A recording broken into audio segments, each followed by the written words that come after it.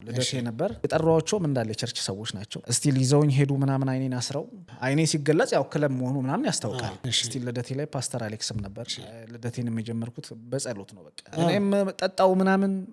ደንሼ ማላቆን ዳንስ መደነስ ጀመርኩ ፕሮግራም የጨረስነው ለሊት 10 ሰዓት ይሄ ቅድስት ድንግል ማርያም ነው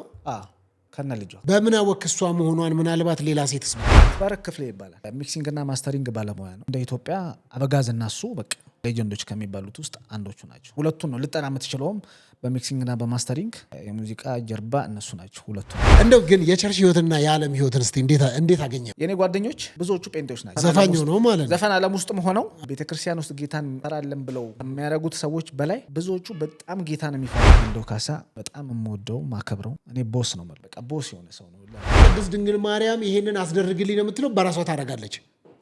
አስደርግልኝ ነው እንጂ በራሷ ማድረግ አትችልም እንዴት ትችላለህ በራሷ ምንም ማድረግ አትችልም ባት ተደወለልኝ ከቸርች ጠረጴዛን ሞልተው ነው የጠበቁኝ ከቁጣም በላይ ሆነ እነሱ ከቸርች ውስጥ ስወጣ ራሱ አስታውሳለሁ በር መትቼ